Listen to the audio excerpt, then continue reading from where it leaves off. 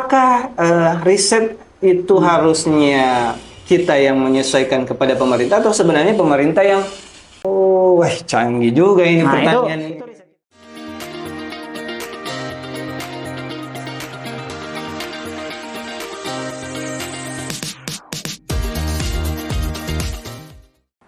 Balik lagi bertemu ke saya di podcast Kios 1 Solusinya Digital.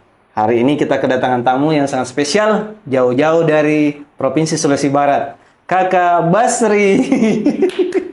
Selamat datang Kakak Bas. Ya, terima kasih sudah mengundang kita untuk hadir di sini. Apa kabar Tak ini? Alhamdulillah. Alhamdulillah, Di. Sehat.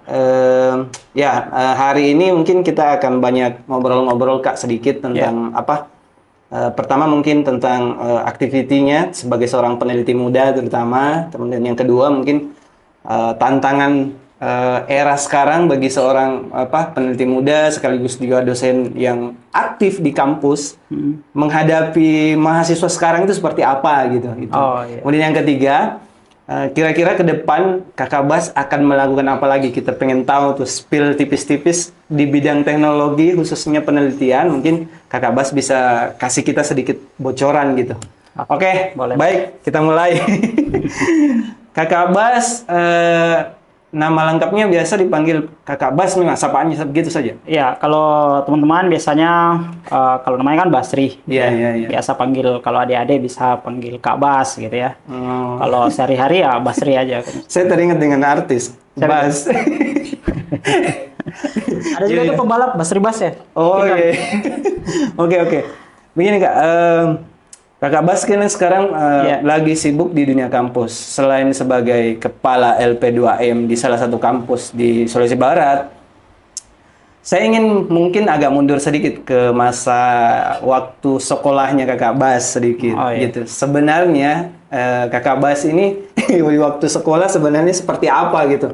Apakah dia kecenderungannya, karena kita melihat setiap orang yang sukses dalam bidang akademik pasti ada sesuatu tuh di masa-masa sekolahnya. Kalau Kakak Bas sendiri gimana? Oke, yang berkesan itu sebenarnya kalau teman-teman lihat ya, kalau prestasi mungkin ya. Satu saja dulu di masa SMA kemarin, itu alhamdulillah menjadi lulusan terbaik. Memang sudah berprestasi ya. Satu Polowali ya. Iya. Tapi kalau dicerita apakah misalnya kan kelihatan itu bersaudara, tidak ada yang menonjol. Memang waktu kelas 4, kelas 3 ya, kelas 3 SD, pas naik kelas 4, itu kan ada seleksi untuk masuk kelas unggulan. Jadi pemerintah waktu itu masih Polewali Mamasa, itu menyeleksi anak-anak SD untuk naik kelas 4, tapi disatukan dari semua sekolah-sekolah terbaik. Yang diistilahkan sekarang akselerasi ya? Bukan. Bukan. Kalau akselerasi kan itu waktu sekolahnya itu kan menjadi singkat. Pendek ya? Perpendek. Kalau dia normal. Cuman siswa-siswa terbaik dari semua SD-SD yang diseleksi itu oleh pemerintah Polewali Mamasa waktu itu. Iya.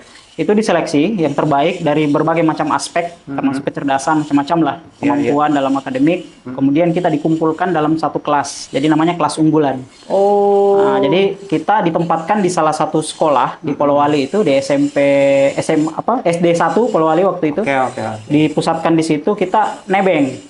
Jadi kita statusnya tetap SD di sekolah asal masing-masing. Saya kan dari SD 48. Disatukan dalam satu kelas. Tapi belajarnya kami dititipkan di kelas yang disatukan.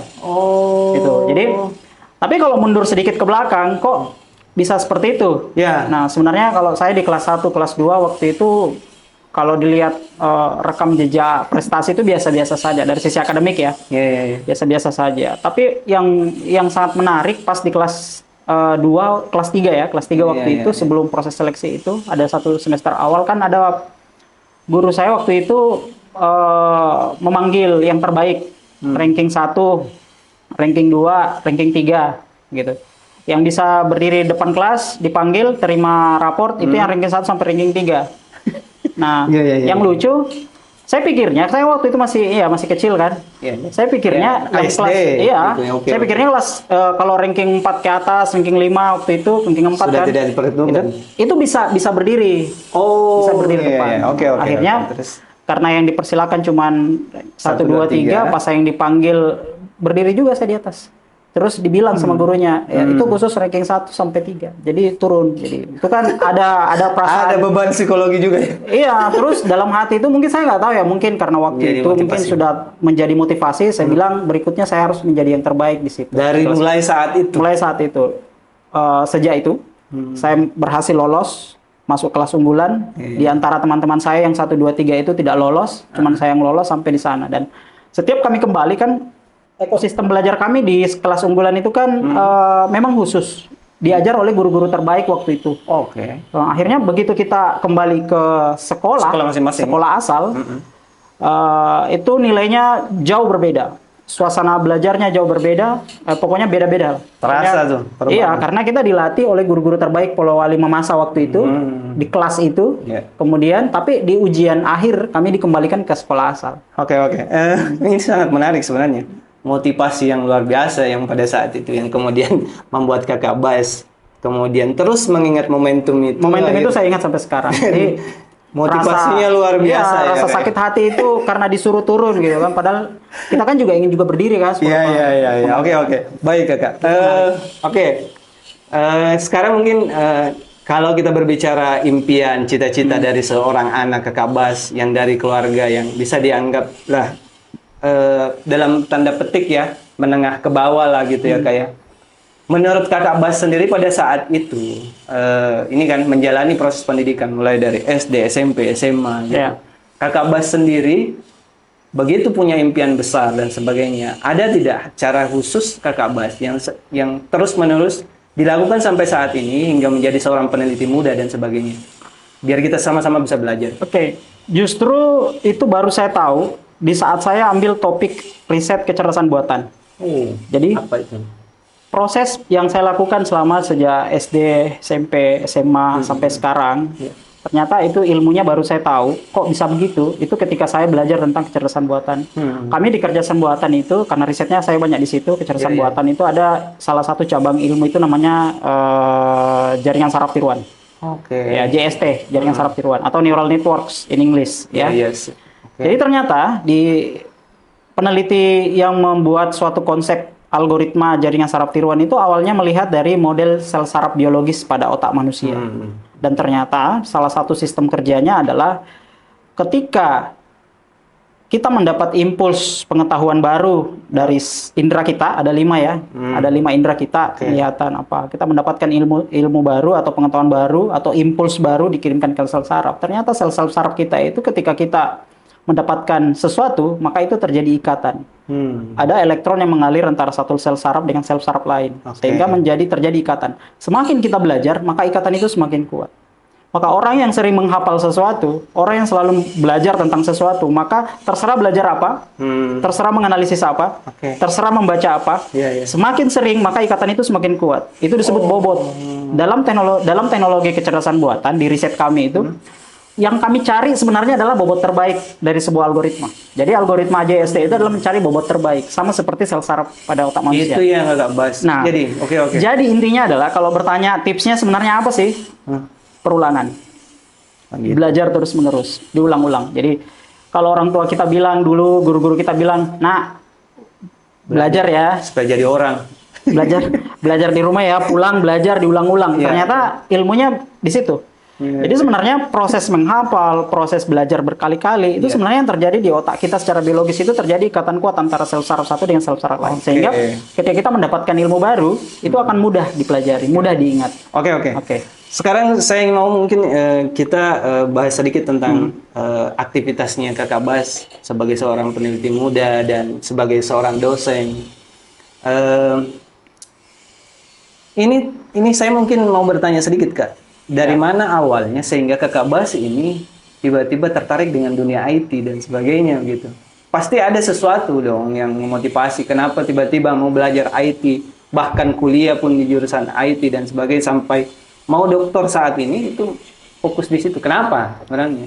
Oke, mungkin sudah jalan Tuhan ya.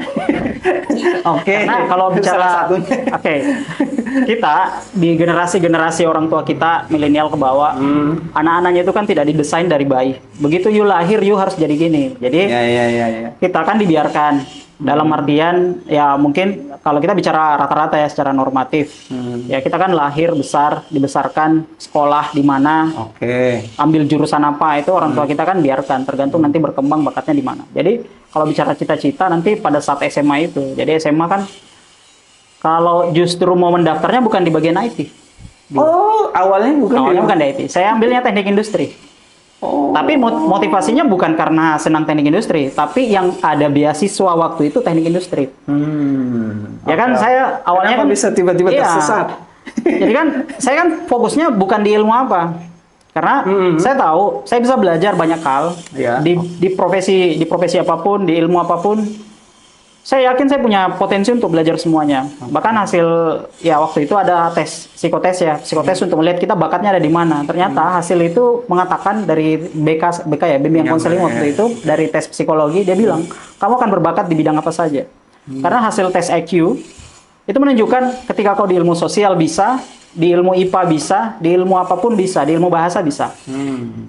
Ijazah saya nilai tertinggi justru bahasa, dapat 10. Waktu tamat SD ya.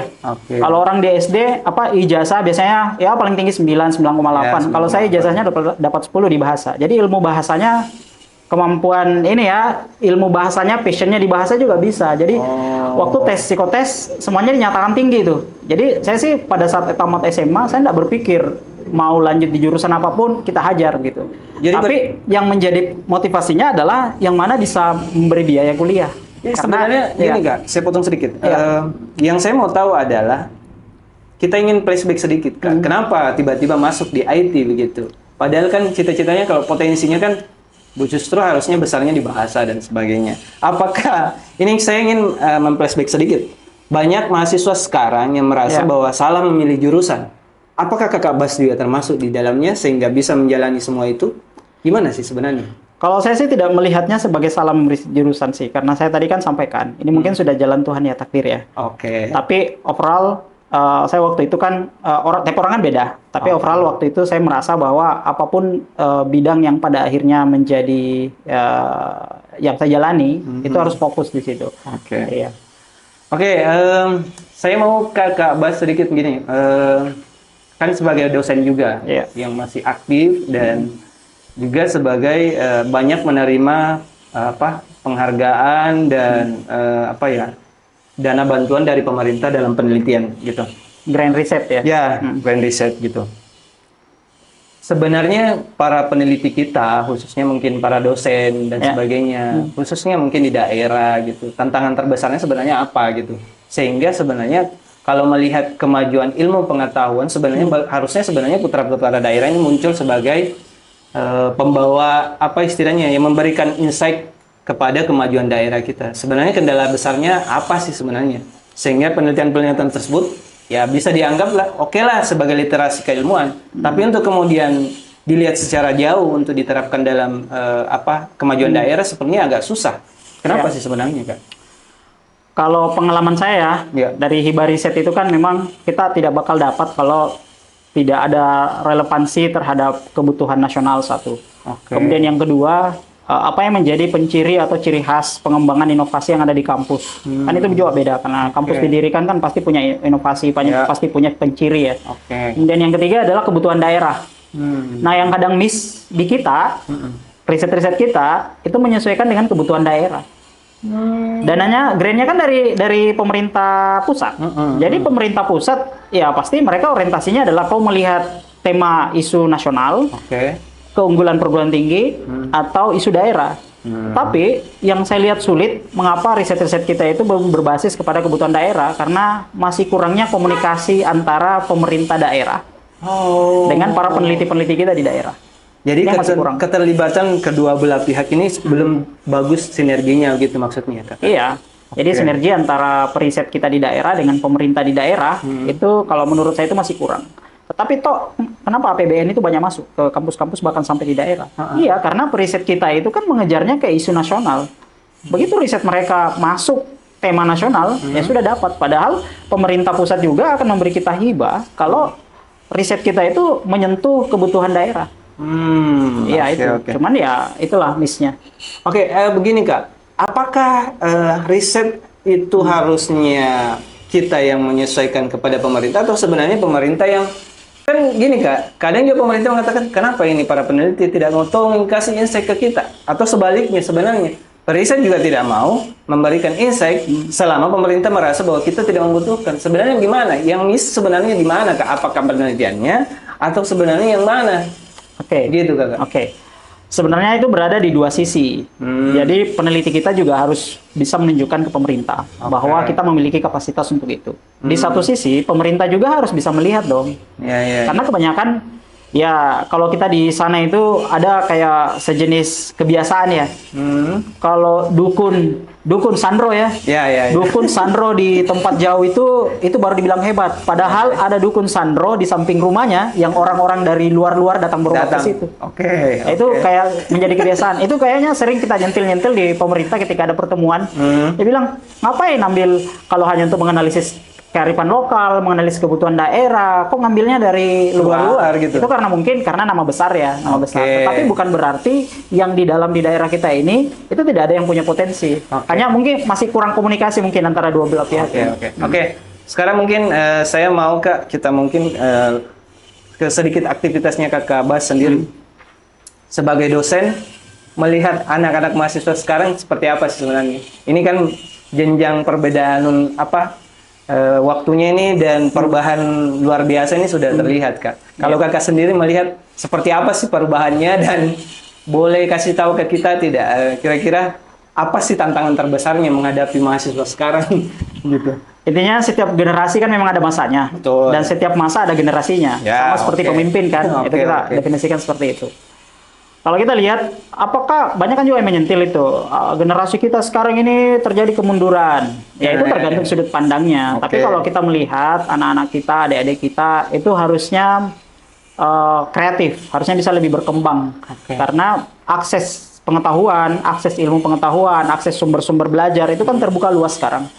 Hanya tinggal yang menjadi tantangan para pengajar sekarang adalah bagaimana mengarahkan anak-anak kita menuju potensi itu menuju ke sana sesuai dengan passion mereka. Tapi anak-anak kita, adik-adik kita, remaja-remaja kita itu hebat.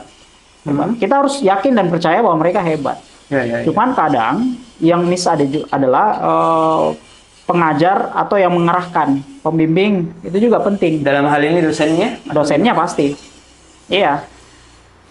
Kendala utamanya apa sih sebenarnya? Apakah dosennya tidak mau berkembang atau tidak mau mengikuti mereka atau seperti apa sebenarnya yang menjadi tantangannya?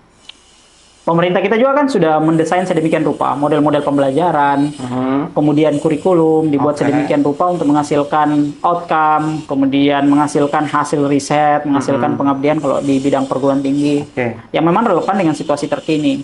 Dan situasi terkini yang paling mudah untuk melihat itu kan anak-anak muda kita, karena mereka ya kadang melihatnya sesuai dengan kebutuhan mereka. Begitu generasi ini mendapatkan masalah sesuai dengan masanya, maka pasti cara menyelesaikannya itu kan harus sesuai dengan kekinian. Ya termasuk dengan generasi-generasi sekarang. Mereka pasti akan berpikir. Teori dasar manusia survive dalam kehidupan kan melihat ketidaknyamanan. Jadi begitu anak-anak kita, adik-adik kita akan mendapatkan permasalahan dalam hidupnya, pasti mereka juga yang akan menyelesaikan. Tinggal kita bagaimana dosen itu mengarahkan kepada mahasiswa bagaimana pengembangan pengetahuan, skill, kemampuan, itu sesuai dengan waktu yang ada sekarang. Saya mungkin agak sedikit ini Kak, dari sisi cara mahasiswa sekarang belajar itu mungkin yang kita mau lihat. Kemudian yang kedua, saya lihat ke depan ini Kak, cara mereka berkomunikasi ini agak unik juga sebenarnya. Kalau kita dulu kan dengar suaranya saja sepatunya dosen itu luar biasa begitu. Kalau sekarang masih ada kayak itu di kampus begitu. Dalam artian gini Kak ya, rasa hormat antara dosen, mahasiswa gitu. Masih adakah di dunia kampus yang seperti itu atau gimana sih? Oh ini terkait dengan kesopanan ya? Iya. Ya memang yang menjadi tantangan kita saat ini adalah karakter. Makanya kalau di kampus saya, kami pendidikan karakter kan memang melekat dalam mata kuliah. Mulai dari kurikulum pendidikan mulai dari TK bahkan PAUD sampai dengan perguruan tinggi, pendidikan karakter itu ada dalam pembelajaran harusnya. Cuman kan yang menjadi kenyataan, apakah pendidikan tinggi itu menjamin orang memiliki karakter yang baik? Kan tidak juga. Toh banyak ditangkap guru besar, doktor, artinya ada masalah dengan proses pendidikan. Makanya kalau di kami menambahkan pendidikan karakter bukan hanya diinsersing ke dalam mata kuliah, tetapi dia juga ada dalam pendidikan khusus. Jadi kalau kami ada pendidikan khususnya. Oke. Saya mungkin ini Kak, saya mungkin mau Kakak sedikit dong kasih informasi ke kita. Kan lagi banyak penelitian nih, terutama menuju doktoralnya Kakak Bas ini, gitu ya. Apa sih yang lagi diteliti saat ini? Boleh spill ke kita tidak? Oke, tadi saya sudah sampaikan kalau riset saya itu banyak di kecerdasan buatan, especially fisik komputer. Jadi fisik komputer itu adalah bagaimana melihat sesuatu yang manusia itu bisa lihat, tetapi ini kita buat kamera yang melihat. Contoh, sebelum saya masuk ke spesifik ya. Kalau saya sekarang memang fisik komputer, tetapi ke topik risetnya, bahan risetnya itu di kakao perkebunan. Tapi sebelum saya jelaskan ke situ, saya mau jelaskan dulu nih fisik komputer. Contoh misalnya, orang melanggar lampu merah ya, traffic light itu karena kendaraan banyak atau karena kendaraan tidak ada? Karena kendaraan banyak. Kebanyakan dia melanggar bukan karena kendaraan banyak. Tapi kan pasti tidak mau tertabrak kan kalau kendaraan banyak. Yang ada adalah lampunya masih merah. Kendaraan sudah tidak ada, kan diserobot. Itu pelanggaran atau bukan? Pelanggaran. Tapi kan pada saat kita melihat jarang kendaraan, apalagi kosong masih merah, kan kita pikir, hei lampu merah, mati. Hijau. Kita mau lewat, gitu kan? Nah, artinya bahwa gimana kamera ini mampu melihat kita? Kalau di kamera ini digabungkan dengan traffic light. Nah, itu penelitian S2 saya waktu itu. Bagaimana kamera ini mampu menghitung jumlah kendaraan, mampu melihat orang dan lain sebagainya, sehingga kamera itu dihubungkan dengan traffic light. Nah, teknologi yang kita sudah riset ini yang kita terapkan di saat ini di kakao. Lebih spesifik kemana Kak? Spesifiknya begini, kalau di S3 saya, di penelitian doktoral saya kan lagi fokus ke kakao. Kakao memang komoditas utama kan untuk ekspor. Nah, makanya kita fokus ke sana. Mengapa fisik komputer kita perlu terapkan? Karena kalau sudah skala industri perkebunan kakao di industri hulu, dalam hal perkebunan, kan susah itu memantau serangan hama penyakit. Kalau luasannya cuma satu are, itu kan satu orang petani keliling-keliling sudah tahu kondisinya. Tidak ada masalah. Tapi kalau perkebunannya sampai 10 hektar, 20 hektar, ya lumayan juga sampai turunan. Kalau untuk memantau di mana serangan hama penyakit itu kan sulit. Nah, kami lagi kembangkan teknologi di penelitian disertasi saya, itu drone-nya terbang. Kita sudah tanamkan kecerdasan buatan yang tadi fisik komputer mampu melihat hama dan penyakit, itu dibiarkan dia terbang keliling. Barat di scan ya. Dia scan, kemudian dia kembali. Sebelum dia kembali, hasilnya sudah ada di layar monitor.